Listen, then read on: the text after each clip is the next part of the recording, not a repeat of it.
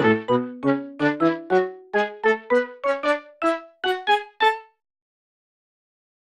everyone and welcome back to my channel, and in today's video I am going to be showing you how to enhance your artwork with gel pens. As you can see, I have quite a lot of gel pens. This is only a small selection and an aesthetic Jenga of gel pens just to make a nice fun intro for this video. I'm going to be working on an illustration using markers and gel pens, so before the Jenga towel falls over, let's get on with it. So the illustration that I'm working on here is an illustration that I did for work because we are having a Hawaiian themed activity day in the library, and I thought what a great opportunity to draw Charlie in Hawaii, just living his best life, looking so relaxed. I really wish I was Charlie right now because he just looks so adorable and just like he is just having the time of his life, relaxing with his mimousa. Yes, that is a drink he is drinking. He is drinking a mimousa. Anyway, moving on from that pun, I decided to use gel pens in this partly because I made a big mistake when I was inking it. I drew a line through the hammock, so the C line went through the hammock, so I was like, oh no, I don't want to have to redraw this. What can I do? So I thought I can use the white gel pen and some other pens to make a netting and kind of a slightly see-through netting, and I used other gel pens to continue on. For example, Charlie's yellow top, his feet, and some reflections of the water coming through. I hope that makes sense. You'll see what I'm doing. But yeah, it was quite difficult, and I decided to work on this first because just in case I did it wrong, I didn't want to do the whole drawing, kind of the whole drawing in nicely and then just mess up at this point. So that is why I'm doing the hammock first. And I'm using my Signo Uniball white gel pen, which I use quite a lot, and some Scribbler gel pens that I got from the works, and that is mainly what I'm using. You can use whatever gel pens you want. I find that the white gel pen, the Signo, is the best one, but if you don't have that, that's absolutely fine. So I'm colouring this in now with markers, and I'm using a variety of markers because I forgot that quite a lot of my blue Copic markers are running out, and not just the blue ones, quite a few are running out. I went through this illustration and picked out about 10 to 15 markers that were drying up, and that was a little bit difficult, but I managed. I used lots of other colours and I managed to cope, and that is another reason for using gel pens on top, so it would hide some of the running out ink, especially in the palm trees. I had real issues with the palm trees because 2 of the greens I was using were running out. So there are many ways you can use gel pens to enhance your art.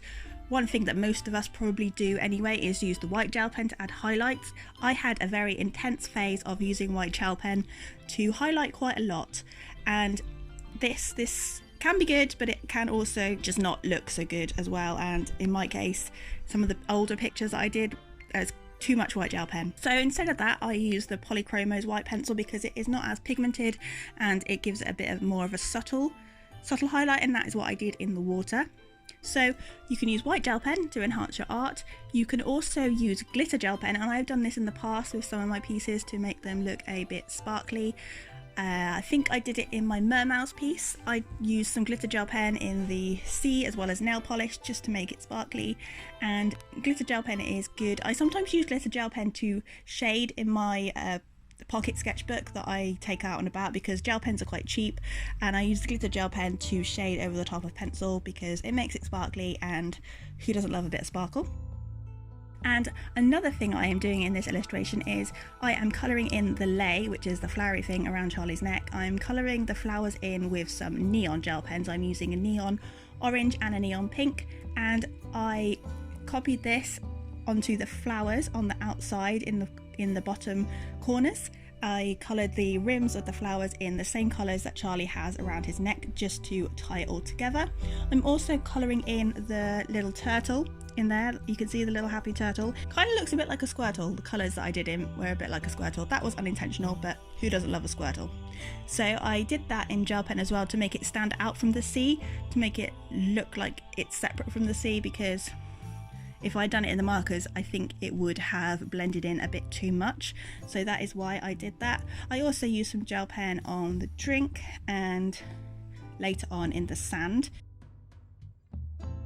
So now I am colouring in the palm tree, and like I said, I had quite a lot of trouble with this because of the markers running out, so I used gel pen around the rim of the leaves. And a good tip for highlighting, if you don't want to use too much white gel pen, you can use a pastel gel pen of the shade. So I used a pastel green, for example, on the outside of these leaves, just to give them a bit of a lift, and it looks less harsh than a white gel pen. So I have always been a big lover of gel pens when I was a young child. I'm still mentally a young child, but when I was physically a young child, I would collect gel pens all the time. I was obsessed with them. I used to get the ones that smelt. I think they were Signo ones. They smelt all different flavours. I remember having a cinnamon one, a chocolate one, a popcorn one, a pineapple one, blueberry one, raspberry one, apple one, mint one. Can't remember any more. I think that's it. Oh, I had a banana one and an orange one, and they came in all different colours, and the cap was see-through. Well, all caps on gel pens are pretty see-through, but the bit on the cap that shows the colour, they were see-through, and they were just a magical thing, and I just loved them. Now I don't have the smelly gel pens, although I think I bought some by mistake and was full of nostalgia when I opened them. But I've always loved them. I used to colour with them a lot when I was a kid.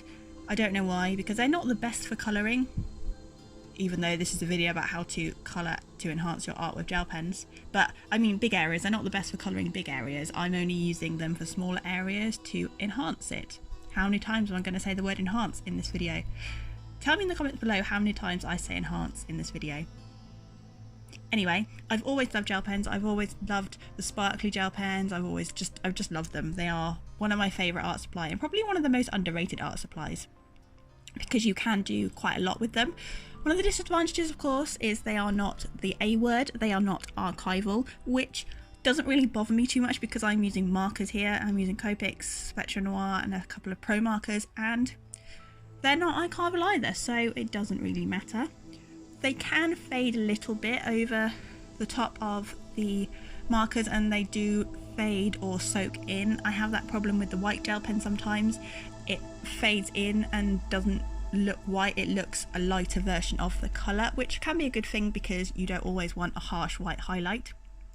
So that is one of the downsides of gel pens, but in this piece I think they worked really well, and I really liked the result, and I was really pleased that I'd made that mistake, or as Bob Ross would say, the happy little accident. I was really pleased that I did that because it meant that I could experiment and use gel pens, and I think the neon colours, the neon pink and the neon orange, work really well with the blue in the sky. And the blue that I used for the sky was one of my markers from the works, because that was the only really juicy marker that I had to do the sky. It was a little bit dark, but because I'd used the neon colours, it really stood out and worked really well with it. So another reason why I love gel pens is they layer on top of other art supplies quite well. Even pencils, although it's a little bit trickier to layer it on top of pencils. Probably wouldn't layer over crayons, but over markers they layer over especially well, and they lay down quite opaque. Most of the time, unless you're using a glittery one, they don't lay down quite as opaque, but the metallics, the neons and the pastels especially lay down nice and opaque, and you can almost draw over the top. You can add patterns and textures over the top. So like I am doing with the sand, I coloured it in with marker, added some textures of browns and golds over the top, and then used the glittery gold gel pen to add some tiny grains of sand to make the sand sparkly, because sand does sparkle in real life. I live by the sea, so I know it sparkles in real life, and it just makes it look quite pretty, and it's quite subtle. You can't see the glitter straight away. You've got to be subtle with glitter gel pens. You don't want to overload your piece of glitter. There is a thing as too much glitter. But yeah, it just adds a nice little bit of subtlety and a little bit of depth, and I really like how it turned out. And I also used a sparkly black on the hammock, partly because my fine liner, my Unipin liner, didn't like the gel pen. It didn't mix with the gel pen and it just wouldn't right over the top of it. So I also realised as I'm recording this voiceover, my head appears a lot more in this video than it usually does. This is probably because my new setup, my new camera, I have a new camera, it is higher up than where my old camera was, so so before I wasn't so conscious of putting my head in the frame. It didn't really matter because I could see it. I could see what I was recording better from the height I am.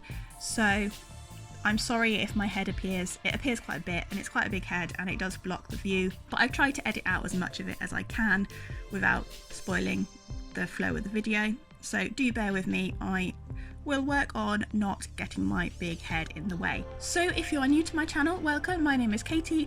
I make art videos, I do challenges, speed paints, tutorials, some art advice, and I do quite a few videos on my little character who you see lying in the hammock. He is called Charlie, and I've been making videos of him for quite a long time. I'm going to be doing a Charlie Inktober this year, so do subscribe if you would like to see that, and hit the notification bell so you are notified when I upload a video. And if you like this video, emotionally, please do leave me a like down below, as that really does help me out. And also, do let me know any of your tips for using gel pens. Do you like using gel pens? Do you use them in your art? How many gel pens do you have? I don't know how many I have. I have too many to count. I don't have a problem. It's fine. I can stop buying gel pens whenever I want. I just don't want to stop buying them. So now I am colouring in the flowers. I'm colouring the middle of the flowers with some markers and blending them like I normally do with markers, and outlining them, and the little bits in the middle and the little seedy bits that are coming out, I'm using the orange and the pink to match the lei. And now I am doing the sky, and I'm using the chisel nib to do the sky because it gets a much more even colour if you're doing a larger surface. I did switch to the bullet nib for the smaller surfaces, and I think I could have got a slightly evener tone, but I didn't want to go over it again because I didn't want it to appear too dark. But I hope you enjoyed this video. That is all for today. Well, that's all I have to say. I'm going to show you a little clip now of the final result to show you how sparkly it is. And thank you so much for watching, and I'll see you in the next video. Just stick around for the little bit of sparkle.